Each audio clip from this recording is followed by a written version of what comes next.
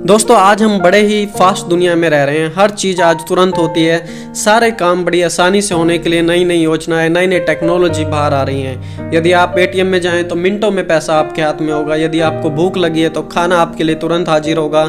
यदि आपको कुछ जानना है तो सेकंडों में इंटरनेट आपको बता सकता है। जी हाँ, आज हम बड़े ही फास्ट दुनिया में रह रहे हैं और इसी फास्ट दुनिया में हम परमेश्वर की बहुत सारी बातों को भूल चुके हैं। और एक बात जो बहुत सारे मसीह भूल चुके हैं वो है उपवास। जी हाँ, बाइबल हमें काफ़ी कुछ उपवास के बारे में बताती है, पर आज के समय उपवास के बारे में लोगों के मन में काफ़ी गलतफहमी है। तो दोस्तों, इससे पहले कि हम वीडियो शुरू करें और उपवास के बारे में काफ़ी डिटेल से जानें, मैं चाहता हूं कि आप चैनल को सब्सक्राइब करें, वीडियो को लाइक करें। तो चलिए फिर हम आगे बढ़ते हैं। उपवास मसीह जीवन का एक बहुत ही महत्वपूर्ण भाग है, लेकिन आज उपवास को लोग भूल गए हैं। जिन्हें अगर कुछ पता भी है तो वो या तो अधूरा या फिर कुछ गलत ही जानते हैं। उपवास एक परंपरा नहीं है, यह किसी पादरी या किसी पासवान द्वारा शुरू की गई नहीं। उपवास बाइबल पर पूरी तरह आधारित है। इससे पहले कि हम उपवास के बारे में ज़्यादा सीखें तो चलिए पहले हम कुछ बातें क्लियर कर लेते हैं। आखिर क्यों उपवास करें? काफ़ी सारे लोगों के मन में सवाल आता है कि आखिर मैं उपवास क्यों करूं? पहली बात, उपवास हमने शुरू नहीं किया, इसे शुरू करने वाला खुद परमेश्वर ही था। पुराने नियम में मूसा, निन्वे के लोग, भविष्यवक्ता योएल, यिर्मयाह और अधिकतर लोग उपवास करते थे। नए नियम में प्रभु यीशु मसीह ने स्वयं उपवास किया। प्रेरितों के काम में हम पढ़ते हैं चेलों ने उपवास किया और प्रभु यीशु ने कि जब मैं चला जाऊंगा तो मेरे चेले उपवास करेंगे। इसलिए मैंने पहले कहा कि उपवास हमारा आइडिया नहीं, लेकिन उपवास को शुरू करने वाला खुद परमेश्वर ही था। कुछ लोग सोचते हैं कि जब जीवन में प्रॉब्लम हो तो तभी उपवास करना चाहिए। अगर मेरे जीवन में कोई प्रॉब्लम ही नहीं है तो भाई मैं क्यों उपवास करूं?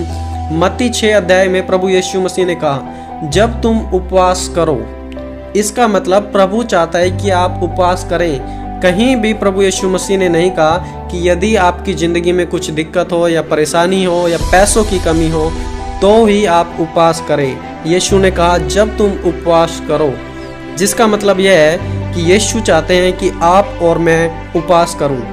दुनिया चाहे कितनी भी आगे बढ़ जाए, कितनी भी फास्ट क्यों ना हो जाए, लेकिन प्रभु के काम के लिए, प्रभु के वचन के अनुसार जीवन बताने के लिए उपवास बहुत जरूरी है। मत्ती 17 अध्याय उसके 14 से 21 वचन, वहाँ पर हम एक ऐसी घटना के बारे में पढ़ते हैं जहाँ प्रभु यीशु मसीह के सभी चेलों के पास अधिकार होने के बाद भी वो एक लड़के में से दुष्ट आत्मा नहीं निकल पाते। मत्ती 10 और लूका 10 में जब हम पढ़ते हैं यीशु मसीह ने अपने चेलों को पहले ही अधिकार दिया था और अधिकार के बाद वो बाहर गए, उन्होंने लोगों के लिए प्रार्थना की और वो लोग जब वापस आए तो वो बहुत खुश थे और उन्होंने कहा कि प्रभु आपके नाम में तो बड़े बड़े काम होते हैं, शैतान छोड़ जाता है, दुष्ट आत्माएं निकल जाती हैं, बीमार ठीक हो जाते हैं। और बाइबल हमें बताती है कि वो लोग बहुत खुश हुए। लेकिन अब उनका अधिकार काम नहीं कर रहा है, दुष्ट आत्मा बाहर नहीं निकल रही है। क्या आपने सोचा है कि ऐसा क्यों हुआ? इस बात का जवाब प्रभु यीशु मसीह ने खुद दिया। प्रभु यीशु मसीह ने कहा यह प्रकार बिना उपवास व प्रार्थना के नहीं जाएगी। यीशु मसीह उपवास के मामले में काफ़ी सीरियस थे। उपवास एक आदत बननी चाहिए हमारी ज़िंदगी में, जिसे हम लगातार करते रहें, ना कि कभी कभार। आप इस घटना के बारे में सोच सकते हैं कि चेलों ने आदेश दिया होगा कि यीशु मसीह के नाम से निकल जा, पर दुष्ट आत्मा नहीं निकली। हो सकता है उन्होंने हाथ भी उठाए होंगे और हाथ उठा के परमेश्वर को बुलाया होगा, लेकिन दुष्ट आत्मा नहीं निकली। हो सकता है उन्होंने बड़े जोर जोर से हालेलुया हालेलुया भी चिल्लाया होगा, लेकिन दुष्ट आत्मा नहीं निकली। लेकिन जैसे ही उस लड़के को यीशु मसीह के पास लाया जाता है, यीशु मसीह सिर्फ एक शब्द बोलते हैं और दुष्ट आत्मा उसे छोड़ के निकल जाती है। ऐसा क्यों? क्योंकि यीशु मसीह उपवास की ताकत को पहचानते थे। आप बोलेंगे ब्रदर आप ये कैसे जानते हैं? जी मैं ऐसे जानता हूँ क्योंकि जब दुष्ट आत्मा वहाँ से निकली तब यीशु मसीह ने अपने चेलों को बताया कि यह प्रकार बिना उपवास और प्रार्थना के नहीं निकल सकती। अब जैसे हम थोड़ा आगे बढ़ते हैं तो थोड़ा ध्यान से सुने, क्योंकि हर एक बात यहाँ पे जो बताई जाएगी काफ़ी सीरियस होने वाली है। लूका अध्याय 4 उसका 1 वचन कहता है, फिर यीशु पवित्र आत्मा से भरा हुआ यरदन से लौटा और आत्मा की अगुवाई से जंगल में फिरता रहा। ये वो समय है जब यीशु मसीह अब फास्टिंग या उपवास के लिए जा रहे हैं जंगल में 40 दिन, जहां वो फास्ट करेंगे। और 13 वचन के बाद जब यीशु मसीह का जो फास्टिंग थी वो पूरा होती है, बाइबल हमें बताती है 14वीं आयत में, जब यीशु का उपवास खत्म हुआ तब यीशु आत्मा की सामर्थ्य से भरा हुआ गलील को लौटा और उसकी चर्चा आसपास के सारे देश में फैल गई। जी, यहाँ पे आप काफ़ी ध्यान से देखिए, आत्मा से भरना और आत्मा की सामर्थ्य से भरना दो अलग चीज़ें हैं। लूका 4:1 वचन बताता है कि यीशु पवित्र आत्मा से भरा हुआ यरदन से लौटा, लेकिन 40 दिन के उपवास के बाद बाइबल हमें बताती है लूका 4:14 में कि यीशु आत्मा की सामर्थ्य से भरा हुआ वापस लौटा। जब कोई इंसान प्रभु यीशु को अपना उद्धारकर्ता मसीहा स्वीकार करता है तो प्रभु की आत्मा उस पर होती है, लेकिन जो लगातार उपवास व प्रार्थना करता है वह आत्मा की सामर्थ्य से भर जाता है। बाइबल हमें लगातार मूसा, दाऊद, पौलुस जैसे लोगों के नाम बताती है जो लगातार उपवास करते थे। यदि हो सकता है कि आप एक बहन हो जो आप इस मैसेज को सुन रही हैं और आप कहेंगी ये तो सब पुरुष हैं, कोई स्त्री का नाम तो है नहीं, तो बहनों मैं आपको बताना चाहूँगा कि एस्तर, जी हाँ, एस्तर ने भी उपवास किया, और उपवास सिर्फ आदमियों के लिए नहीं है, ये सब के लिए है। अगर प्रभु उन लोगों को जो हमारे से कई गुना ज़्यादा मजबूत थे उन्होंने उपवास करना पड़ा, तो आपको और मुझे कितना ज़्यादा उपवास करना पड़ेगा। कोई बात नहीं कि दुनिया कितनी तेजी से आगे बढ़ रही है, लेकिन उस तेजी से ज़्यादा दुनिया पीछे गिर भी रही है। आज दुनिया बुराई के जाल में फंसी पड़ी है। अनेक बीमारियां हैं जिनका डॉक्टर इलाज नहीं कर सकते। इलाज तो करना काफ़ी दूर बात है, बहुत सारी बीमारियों को तो डॉक्टर पहचान भी नहीं सकते। साइकोलॉजिस्ट, मनोवैज्ञानिक दवाई देकर आपको भेज देंगे और ज़्यादा से ज़्यादा आपको कुछ सलाह भी दे देंगे, लेकिन यीशु ही ऐसा है जो आपको इस दुष्ट के जाल से मुक्त कर सकता है। जो ये गिर रही है दुनिया, उस दुनिया में उठाने वाला सिर्फ यीशु मसीह है। यदि आप उपवास द्वारा उसके सामने आए तो यीशु और प्रार्थना के द्वारा, उपवास के द्वारा इन सब बातों को आपकी ज़िंदगी में मुमकिन कर सकता है। आज मसीह लोगों के साथ क्या हो रहा है, हम उपवास तो करते नहीं हैं लेकिन प्रभु से सवाल करते हैं। जी हाँ, हम उपवास नहीं करते लेकिन हम सवाल करते हैं। हम कहते हैं प्रभु मेरी ज़िंदगी में इतनी दिक्कत क्यों मेरे घर में यही तमाशा चलता रहता है, मेरे घर में क्यों कमी घटी रहती है, मेरे बच्चे ही मेरी बात कभी क्यों नहीं सुनते, औरों के तो सुनते हैं। और हो सकता है कि सोने से पहले आप प्रार्थना करते हो कि प्रभु आज रात आप मुझसे बात करें, मुझे कुछ सपने दिखाएं, लेकिन जब आप सुबह उठते हैं आपको याद आता है कि रात को कोई सपना नहीं आया, कुछ बात आपसे हुई नहीं। क्या आपने सोचा है कि ऐसा क्यों हो रहा है आपके साथ? जी हाँ, इस बात का जवाब आपको मिलेगा यशाया 58 अध्याय में। बाइबल का सबसे महत्वपूर्ण उपवास पर आधारित एक अध्याय है यशाया 58। आप इसे जरूर पढ़ें। यहाँ पर प्रभु उपवास के 12 फायदों के बारे में बताते हैं। जी हाँ, मैं नहीं बता रहा, परमेश्वर खुद उपवास के 12 फायदों के बारे में बताते हैं। चलिए हम जल्दी जल्दी उन्हें देख लेते हैं। पहला, प्रकाशन। जी हाँ, उपवास के समय प्रकाशन या दर्शन मिलते हैं। यह बिल्कुल सही बात है। बहुत लोगों में जीवन में ऐसा हुआ है। प्रभु के लोग उपवास में बैठते हैं और परमेश्वर उन्हें प्रकाशन देना शुरू करता है। यदि आप उपवास में बैठते हैं तो आपका फ़ायदा है, आपको प्रकाशन मिलेगा। हो सकता है आपके जीवन में कुछ गड़बड़ी है, आपकी गड़बड़ी को दूर करके परमेश्वर आपको प्रकाशन देगा। दूसरी बात, चंगाई। हम इधर उधर भागते हैं, बड़े बड़े डॉक्टर से हॉस्पिटल में जाते हैं, चिंता करते हैं, पैसे वेस्ट करते हैं, समय वेस्ट करते हैं, लेकिन यशाया 58 उसका 8 हमें बताता है कि उपवास से हमें जल्दी ही चंगे हो सकते हैं।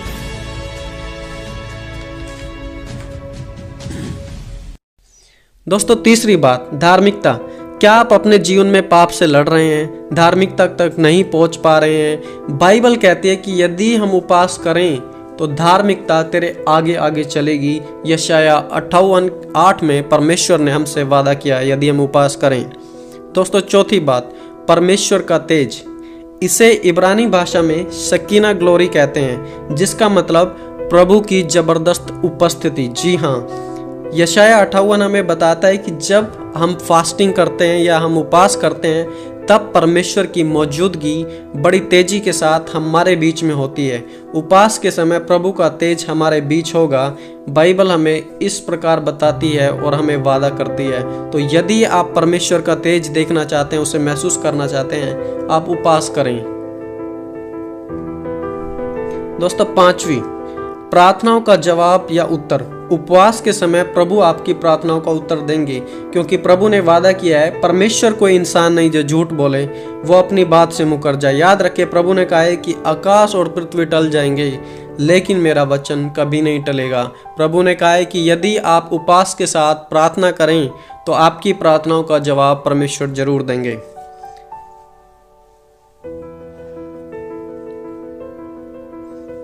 दोस्तों, 6ठी बात, प्रभु हमारा मार्गदर्शन करेगा या फिर प्रभु हमें चलाएगा। जी हाँ, जब आप उपवास करते हैं, फास्टिंग करते हैं, परमेश्वर आपको चलाएगा, परमेश्वर आपको आइडियाज देगा, परमेश्वर आपको आने वाले समय के बारे में और बहुत सारी चीज़ों के बारे में बताएगा जो अभी हम नहीं समझते और ना ही अभी समझेंगे, लेकिन प्रभु वो हमें बता सकता है, हमारा मार्गदर्शन कर सकता है।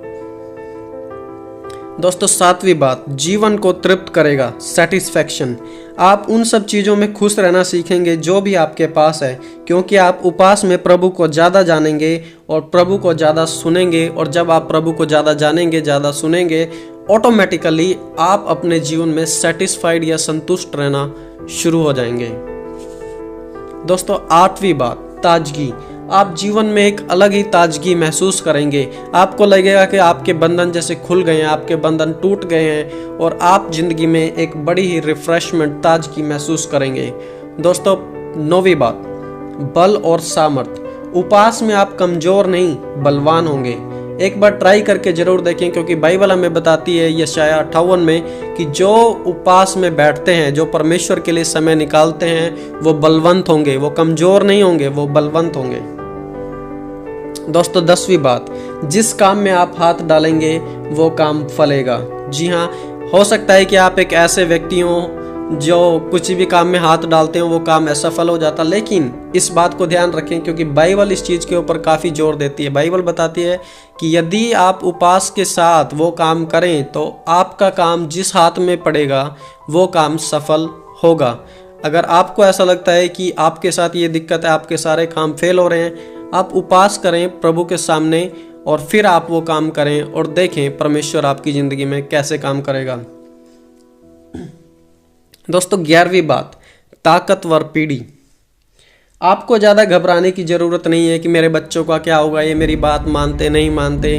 जी हाँ, आप उनको अच्छी शिक्षा दें और साथ ही साथ आप उपवास के साथ उनके लिए प्रार्थना करें, उन्हें भी आप करना सिखाएं, क्योंकि यशायाह 58 में परमेश्वर ने कहा है कि मैं तेरे लिए तेरी आने वाली पीढ़ियों को बड़ी ताकतवर करूँगा।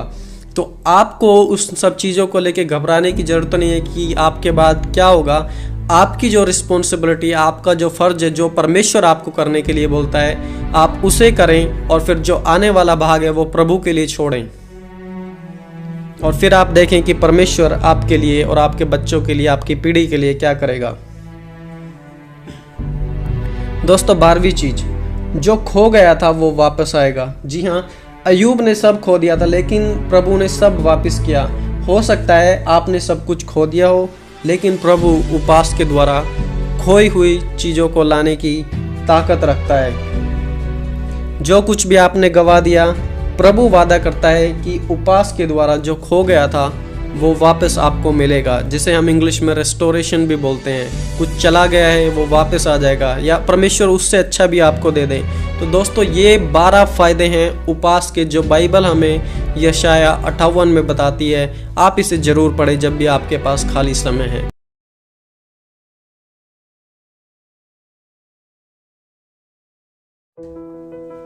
दोस्तों, पहली बात, उपवास जिंदगी के खतरों को कम करता है। जी हाँ, कुछ आत्मिक संसार में, शारीरिक संसार में कुछ ऐसा होता है जो हम अपनी आंखों से नहीं देख पाते, जिन बातों को हम समझ नहीं पाते, और ये बातें हमें नुकसान पहुंचाने की कोशिश में हैं। यदि कुछ हो सकता है कि कोई आपको घात करने की कोशिश कर रहा हो, और उपवास हमें इस खतरे को टालने में सहायता करता है। चलिए हम उदाहरण देखते हैं बाइबल में से। एजरा की किताब में हम पढ़ते हैं कि जब एजरा को वापस यरूशलेम जाना था, राजा ने उसे मंदिर बनाने के लिए काफ़ी सोना चांदी काफ़ी मूल्यवान चीज़ें दी और उस समय रास्ते में काफ़ी लूटपाट होती थी। और एजरा नहीं चाहता था कि वो राजा के पास जाए और राजा को कहे कि राजा आप मेरी मदद करें कुछ सिपाही भेज के। नहीं, एजरा चाहता था कि मैं परमेश्वर के काम के लिए जा रहा हूँ और परमेश्वर ही मुझे वो सिक्योरिटी प्रदान करे। तो इसलिए एजरा ने अपने सब लोगों को बुलाकर उन्होंने उपवास किया। जी हाँ, एजरा ने उपवास किया। और जब हम पढ़ते हैं आगे, तो जब एजरा यरूशलेम की ओर वापस गया तो उनके ऊपर एक भी अटैक नहीं हुआ। नहीं तो यूजुअली पूरे देश को लूट लिया जाता था, मार दिया जाता था।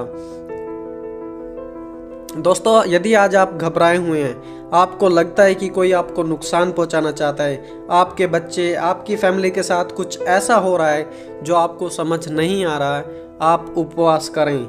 इंसान और शैतान दोनों मसीह लोगों के पीछे लगे हुए हैं, मसीह के लोगों को घात करना चाहते हैं, उन्हें नुकसान पहुंचाना चाहते हैं। इसलिए उपवास करें। एजरा ने उपवास किया और परमेश्वर ने उससे पूरी प्रोटेक्शन दी। शैतान की जो भी अटैक्स होंगे, शैतान की जो भी युक्तियां होंगी, उस पर आप उपवास के द्वारा विजय पा सकते हैं। जैसे एजरा और उसके बाकी लोगों ने उपवास किया, वैसे ही आप भी उपवास करें। और याद रखें कि परमेश्वर कहता है बाइबल में, तेरे शत्रु का निशाना तुझ पर न होगा सफल, क्योंकि मसीहा हमारा रखता है हम पर अपनी नजर। दोस्तों, दूसरी बात, प्रभु के साथ हमारा रिश्ता मजबूत होगा यदि हम उपवास करते हैं। ये बात मुझे सबसे पसंद है। मरकुस 2 अध्याय उसका 20 वचन। सदूसी, फरीसी, यूहन्ना के चेले प्रभु यीशु मसीह के पास आते हैं और आकर पूछते हैं कि हमारे चेले तो उपवास करते हैं, लेकिन यीशु आपके चेले उपवास क्यों नहीं करते। प्रभु यीशु मसीह ने कहा कि एक समय ऐसा आएगा जब मैं यहाँ से चला जाऊंगा तो ये लोग उपवास करेंगे। जी हाँ, यीशु ने कहा कि एक समय आएगा जब मैं साथ नहीं रहूंगा तो ये उपवास करेंगे। प्यारों, अगर आज आपको लगता है कि प्रभु आपसे दूर है, आपको लगता है कि परमेश्वर आपकी ज़िंदगी से दूर है या आप परमेश्वर से दूर है, आप उपवास करें। यीशु ने कहा था कि समय आएगा जब मैं दूर हो जाऊंगा तो वो उपवास करेंगे। आज अपने कमज़ोर रिश्ते को प्रभु से मजबूत करें, प्रभु के पास जाएं उपवास के द्वारा। अगर आपको लगता है कि आपका रिश्ता कमज़ोर है, आप उपवास करें और उपवास के साथ परमेश्वर के सामने जाएं। तीसरी बात, उपवास हमारी बुलाहट को साफ करता है। जी हाँ, उपवास के द्वारा हम समझ पाते हैं, हम परमेश्वर की आवाज़ को साफ तरीके से सुन पाते हैं। नए नियम में प्रेरितों के काम का चर्च जब मिलते थे, वो लोग उपवास करते थे और तभी प्रभु उनके बीच से कुछ मिशनरी, कुछ इवेंजलिस्ट, कुछ प्रचारकों को चुनता था और छांटने के बाद उन्हें अलग अलग स्थान में पवित्र आत्मा बताती थी कि उन्हें मेरे कार्य के लिए जाना है। प्रेरितों के काम 13 अध्याय उसका 2 वचन। जब वे उपवास सहित प्रभु की उपासना कर रहे थे तो पवित्र आत्मा ने कहा, मेरे लिए बरनबास व शाऊल को उस काम के लिए अलग करो जिसके लिए मैंने उन्हें बुलाया है। और प्रभु बताता था कि उस शहर में जाओ, प्रचार करो। दोस्तों, हो सकता है कि आज आप कुछ कन्फ्यूजन में हैं, हो सकता है आपकी मिनिस्ट्री है और कुछ लोग हो सकता है जवान है, वो मिनिस्ट्री में जाने की प्लानिंग कर रहे हैं। यदि आप अपनी बुलाहट के बारे में साफ नहीं है तो मैं आपको बताना चाहूँगा कि आप उपवास करें। उपवास के द्वारा ही पौलुस और बरनबास की मिनिस्ट्री शुरू हुई थी और परमेश्वर ने उपवास के द्वारा ही उन्हें बताया था कि उनको किस किस जगह जाना है। यदि आप कुछ फैसला बनाने जा रहे हैं, आप उपवास करें और मैं विश्वास करता हूं कि परमेश्वर आपकी ज़रूर मदद करेंगे और वो जो सारी कन्फ्यूजन है, वो कन्फ्यूजन हटकर सब कुछ साफ साफ आपके सामने आ जाएगा।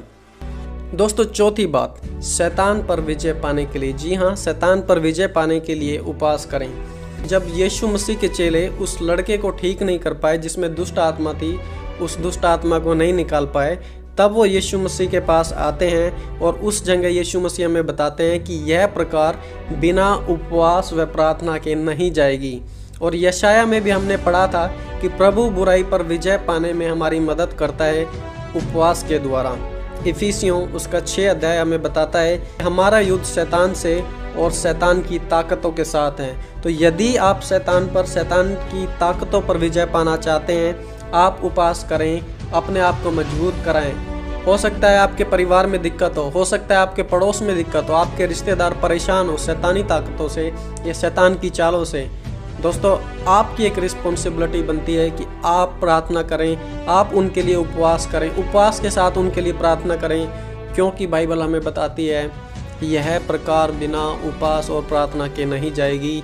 इसका कोई दूसरा कारण ही नहीं है, दूसरा कोई रहस्य है ही नहीं, यही एक सिर्फ रहस्य है। यदि आप शैतान पर विजय पाना चाहते हैं, आप थक चुके हैं शैतान की बातों को लेकर, समय आ गया है आप खड़े हों, आप उपवास करें और शैतान से लड़ें, ताकि शैतान आपके सामने से भाग निकले। तो दोस्तों, ये थे द पावर ऑफ फास्टिंग, उपवास की ताकत, उपवास का बल, जो हमने 4 पॉइंट देखे।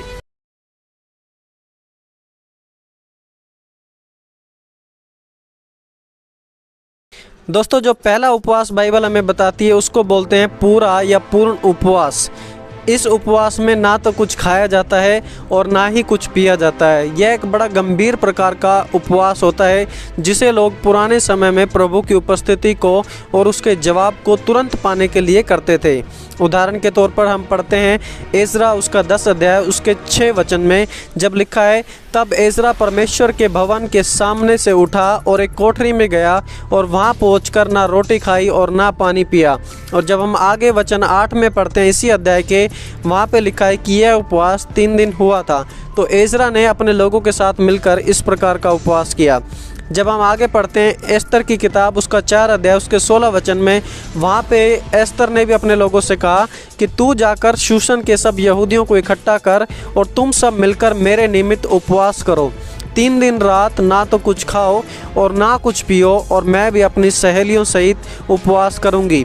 ये एक ऐसा समय था इजराइल के इतिहास में जब पूरा का पूरा देश ख़त्म होने वाला था, और एक बड़ा ही गंभीर समय था इजराइल के इतिहास में।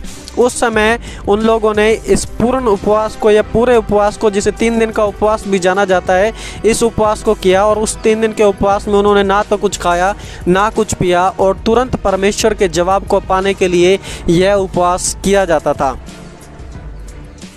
दोस्तों, दूसरा प्रकार है सामान्य उपवास। प्रभु यीशु मसीह ने इस उपवास का तरीका अपनाया। यह उपवास करीब करीब 40 दिन तक चलता है।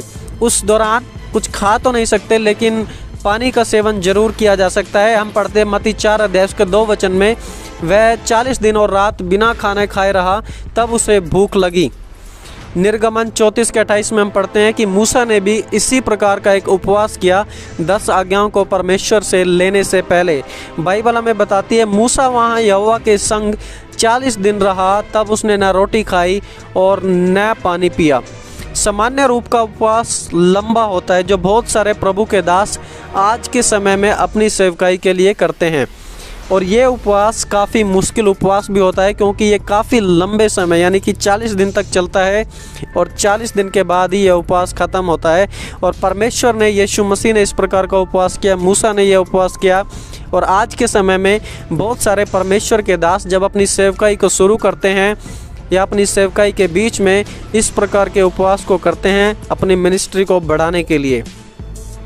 दोस्तों, जो तीसरा तरीका है उसे दानियल उपवास बोलते हैं।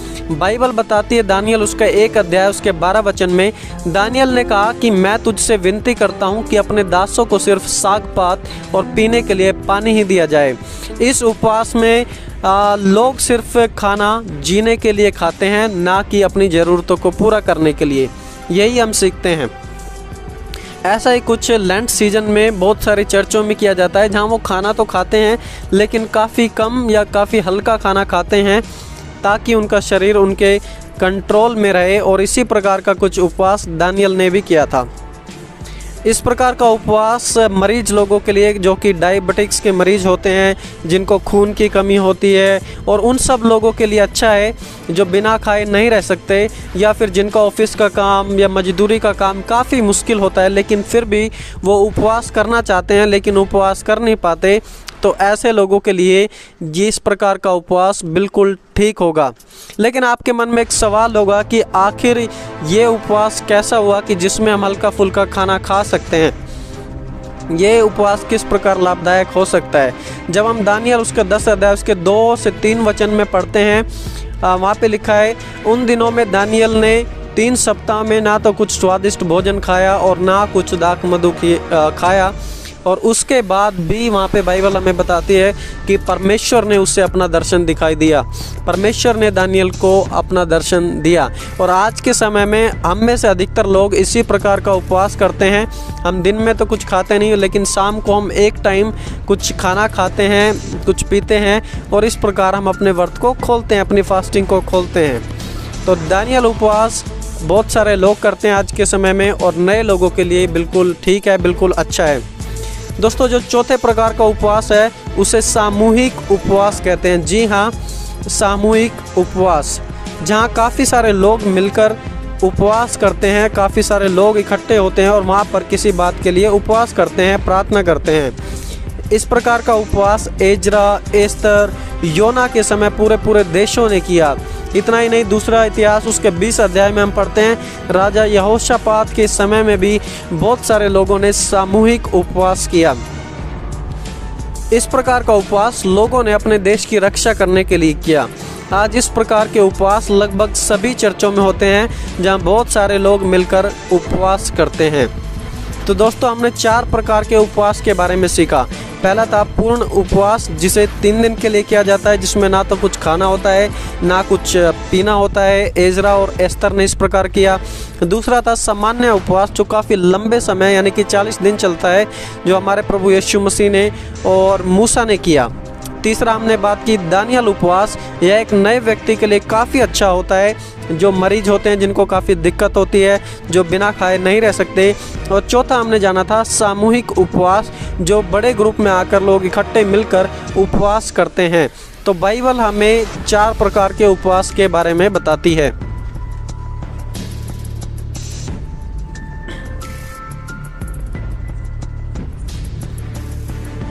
अब अगला सवाल आता है कि आखिर किस दिन उपवास करें। देखिए, बाइबल हमें बताती है कि परमेश्वर ने सभी दिनों को बनाया।